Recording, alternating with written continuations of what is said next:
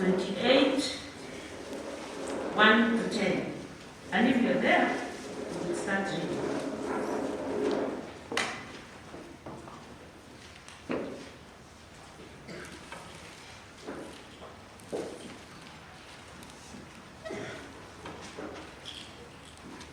Once safely on shore, we found out that the island was called Malta, and the islanders showed us unusual kindness.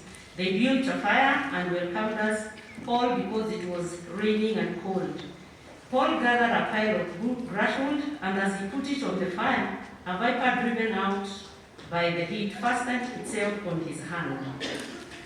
When the islanders saw the snake hanging from his hand, they said to each other, "This man must be a murderer, for though he escaped from the sea, justice has not allowed him to live."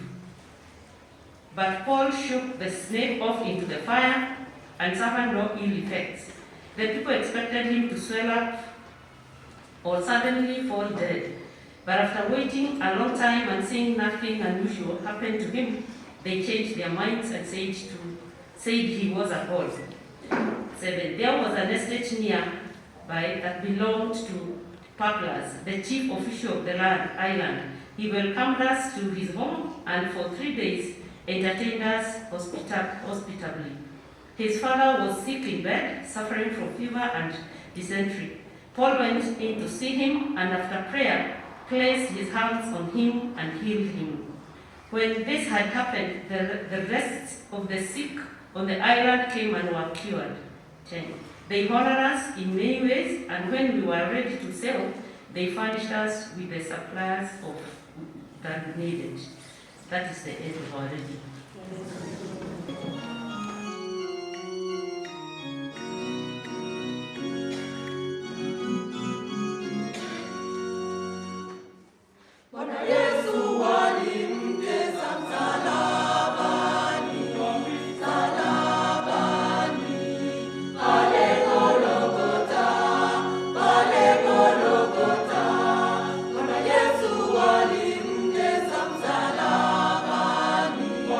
Salam.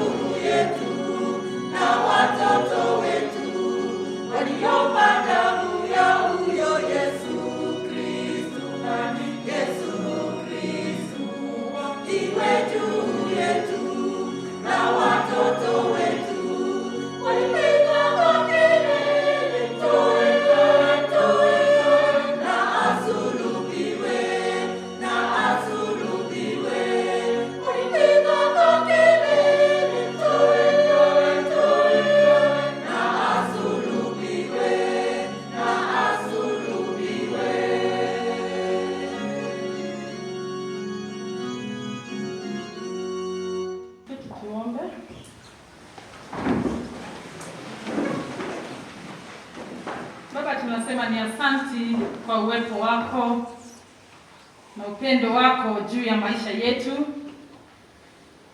Ni asanti Mungu kwa kutupa nafsi hii tukaweza kuungana katika nyumba yako takatifu katika mlima huu wa Emmanuel Church Ngong. Tunasema ni asanti kwa sababu umetuwezesha, umetupa nguvu. Uliweza Baba kutuonekania wiki yote ambayo imepita. Na tunasema ni asanti Baba kwa kutuleta katika madhabahu haya tukaweza kukuabudu, tukaweza kukuinamilia tukikushukuru tukisema wewe ni mfalme. Ni asanti kwa wakati huu umetupa nafsi ya kusikiza jina lako. Tuomba Mungu neno lako likaweza kushuka na njia kipekee katika maisha yetu, likaweza kututia nguvu, likaweza kutuinua, likaweza Baba kutusaidia ili tukaweza kuishi maisha utakatifu. Ni asanti kwa nyimbo ambazo tumekuwa nazo. Ni asanti Baba kwa ripoti zote ambazo tumepata.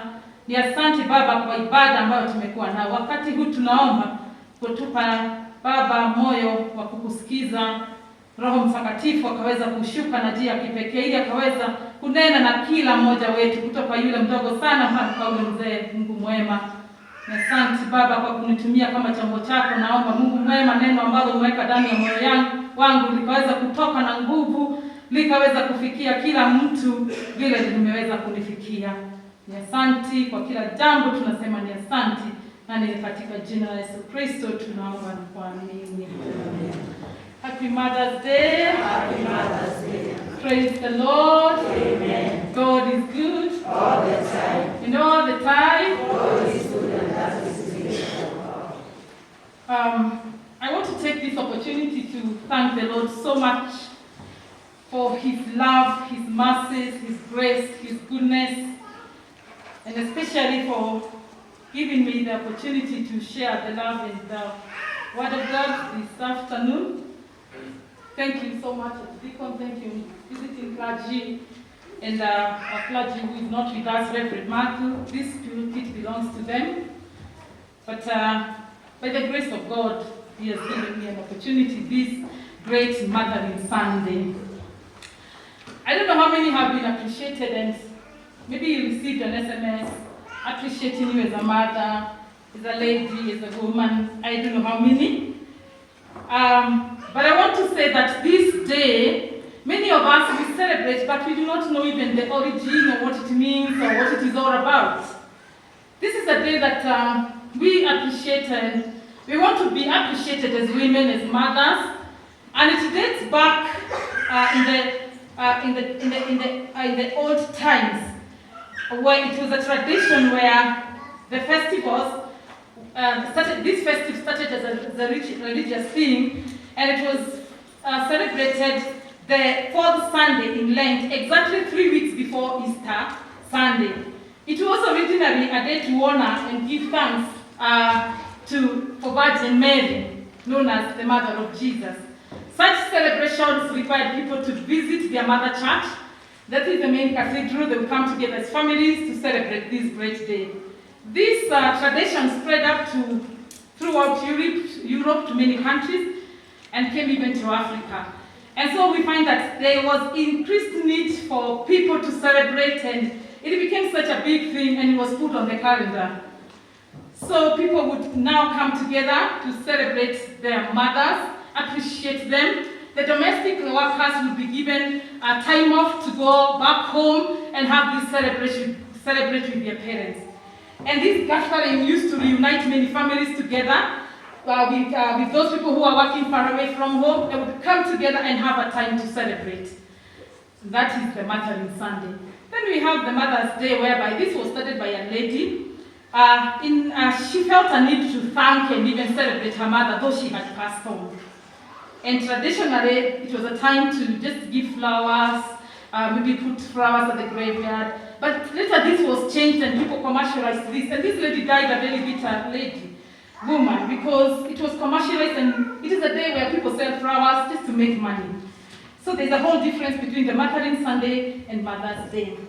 So today, if you thank God that we have time to appreciate ourselves, Clap for yourself and your mother. Today when you go home in the evening, just stand in front of a mirror. Start appreciating yourself. Thank you, Lord, for my beautiful eyes, my nose, my dental formula, the way I am, fear-free and wonderfully made. I thank God for I am a conqueror. I'm fear-free and wonderfully made. I know I shall make it. I shall face tomorrow because you live it. Prophesy good things for yourself. Praise the Lord. Amen. You are the greatest prophet of your life. Amen. You may wait for compliments and you may never receive them. Sometimes you're in that outfit and you're feeling yourself, you're like, and someone says, did your husband say that you look nice? Start appreciating yourself. Encourage yourself in the Lord. Yesterday you felt discouraged. You felt hopeless. You felt nobody cares about you. Start knowing that the Lord is concerned of your life. Jeremiah 29 verse 11. Start saying, for I know the plans you have for me. Hallelujah. Amen. To prosper me, to give me a future and a hope. Amen. Glory be to God. Amen. And you will be walking, walking inside imeanza kuchange. Because you feel that God loves you. God embraces you. God has concern over you. Hallelujah. Amen. Glory be to God. Now, we are going now to the book of Acts chapter 28. That is our reading today. We read from verse 1 to verse 10. When we go home, we can have time to read this word. I thank God for this word has been coming to me, and I was telling my husband, this came to me in the week, and I was feeling, it's so powerful, and I said, Holy Spirit, lead me that I may be able to share this church with my friends, my family, back at Church Emmanuel Church in Ngong. We find that Paul's missionary journey was full of many troubles, problems, but that did not prevent Paul from preaching the gospel. In chapter 27 back there, we find that his missionary journey, as he was sailing on the sea, the ship was wrecked. Storms were almost capsizing the boat, and they had to throw some of the important things, the team that was with the Paul, to make the boat lighter. But I thank God for the words in the book of Acts 27 verse 23. Paul reminds the people he was with one thing, that God promised a safe passage to Paul. He says, but now I urge you to keep up your courage, because not one of you will be lost, only the ship will be destroyed. Praise the Lord. During this time in that verse 27, Paul was visited by an angel.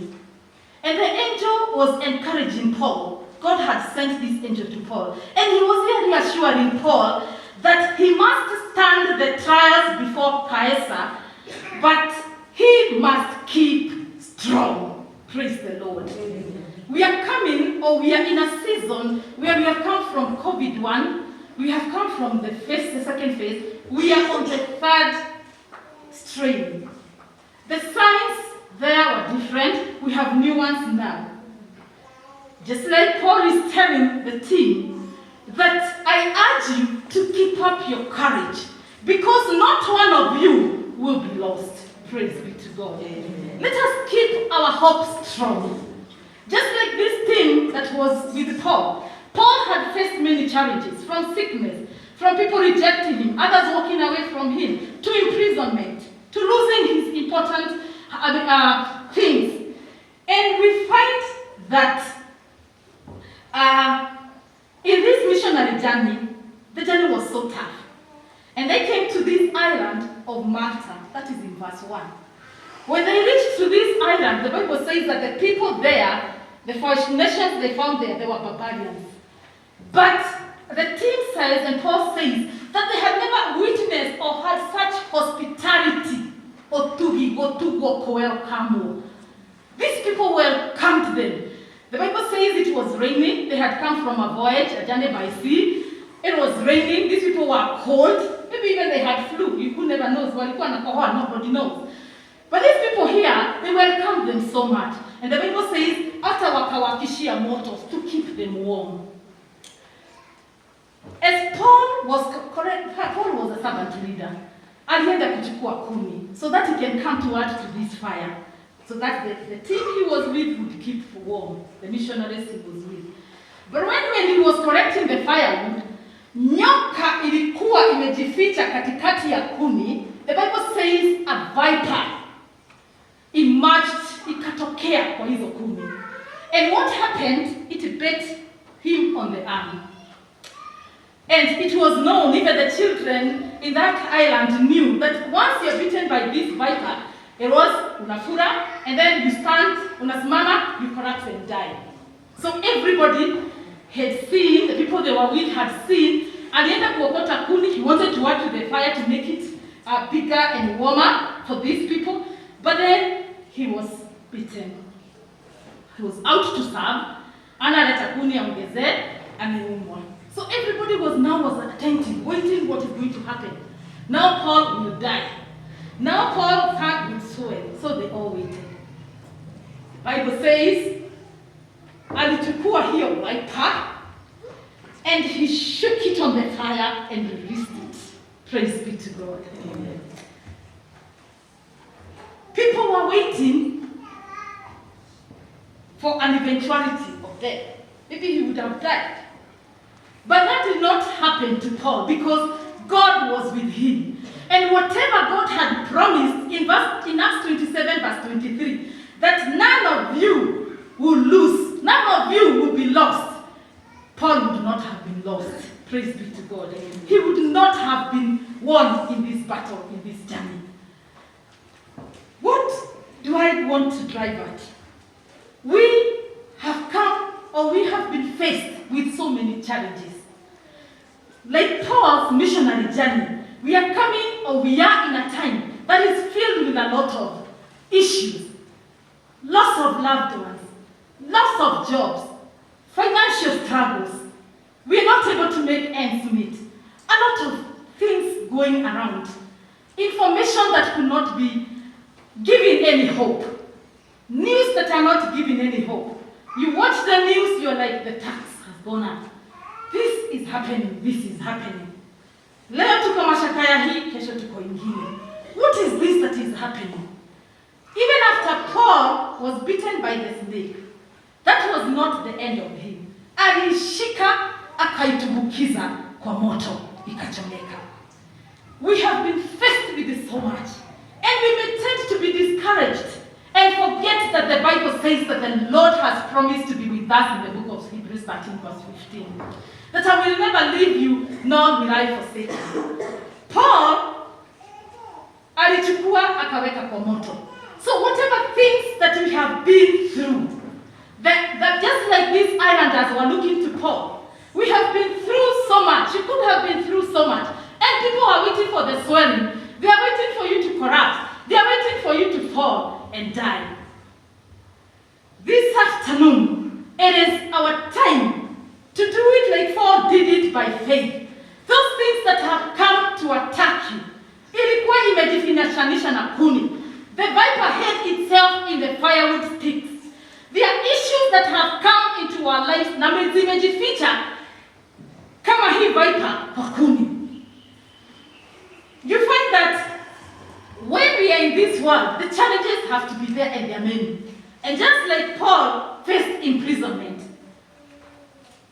Paul would come from a problem to another. Unatoka kwa shida hii, ukifikiria imeisha, unaingia kwa hii ingine. But despite the challenges they had faced even there before, God made sure that they received something, a warm welcome. Praise the Lord. Katikati ya shida ambazo umepitia, God is making a way for you to receive a welcome from Him. An embracement to tell you you will make it. An encouragement to tell you that do not lose hope. God will be with you always. It doesn't matter what you have been. Just like these people, a fire will be lit for you to make you warm. Amen. When you see, kama umeshaikuta na mtu amenyeshewa, what are you dripping from all over? They feel so cold. They feel so drained. They feel they want to have something warm. Mashida ikikukumba katika maisha, inakufanya uonekane hata afya yako imedhoofika. Problems have come our way. Corona has taken our loved ones. Corona came, took a lose our jobs. Kama mahali mimi nafanya kazi, I remember I was giving some letters to 53 people and I was like, my God. But I thank God that some of them are coming back. You have lost your job. You find there is no support. You're looking this way, that way, no this, there is no support. No hope. You feel like you're going to pack your things and go back to Nyarugunga. And just like Paul, when he was trying to do good, collecting some firewood to put back so that these people would be warm. Umeua na nyoka. You have been trying to gather yourself again after them being bitten by this viper. And it looks impossible. What we are going to do this Mothering Day is that we are going to pray that the Lord is going to rejuvenate our faith and our trust in Him. So that, just like Paul did, we are going to shake our problems and we are going to hold them and send them to the cross. We are going to shake them on the fire and the anointing of God. Tutatubukiza kwa moto, because God is a consuming fire. He's able to consume those things that come and distract you from living a comfortable life. The Bible says that every good thing belongs to us. People are waiting for you to be destroyed. Umeumwa. But we find that Paul encouraged himself in the Lord. It is even in the times that Paul was in prison that he wrote the many letters to encouraging the Christians. Even after the snake bite, ameweka kwa moto, we find that he goes down there and heals someone. Praise the Lord. So he did not give up. He did not retreat. He did not say, I'm not going to serve because I've been through so much. You could be like Paul this afternoon. And you find that serving the Lord with dedication, you are there committed. Lakini ile inakufuata, inakaa ile ilifuata Paul. Losing your things, snake bites, being raped, shipwreck, imprisonment, so many bad things. As you continue serving the Lord, then people are saying, kwani Mungu wake ako wapi? The devil has hidden himself in different areas of your life. Kama hii kuni ilionekana kama ni kuni, but the devil has hidden himself in your family. Amejificha kwa bibi yako. And your wife never appreciates anything you do. Lack of appreciation becomes the viper here. To destroy this marriage, it will never stand. Because if today I do not appreciate what my husband does, anything he does, I'm there complaining. He buys a shoe, you know, it becomes a viper. And it looks good because Mama Wanja looks so good. When you look at me, I look so good. Lakini kuna nyoka imejificha inakaa ikiuma. So the marriage looks like it is standing, na lakini iliisha kitambo. This afternoon tumegundua ati kuna nyoka imejificha kwa hizi kuni, lazima tutoe katika jina la Yesu. When Paul alipoumwa, walisema, the Bible says they spoke among themselves. They did not tell him, he's a murderer. But they did not want it to get to him. And when they saw that he has swelled and he has not died, he has not collapsed, they changed the story. They said, he's a God now. People will change the story. It doesn't matter what they said before. It doesn't matter what they are saying now. It doesn't matter what they are saying tomorrow. But you shall live because the Lord liveth. Issues have come in your life to destroy you. They say they can never make it in this marriage. They say they can never make it as a church elder. They say they can never make it in business. But I will stand because he liveth. The Bible says that Paul aliwaambia waliokuwa pamoja naye that do not lose courage, kwa sababu lazima tutatoboa. Oh, hallelujah. Katika hiyo biashara umeanza ya mayai 3 na mahindi kuchoma, utatoboa kwa sababu unaishi. It doesn't matter what they are saying. Alienda Nairobi na tunafikiri anafanya kazi nzuri, kumbe ni ya nyumba. Utaanzia hapo na utaendelea because the Lord liveth. Amen. We will start small. We will increase in our faith. Tutaweka kwa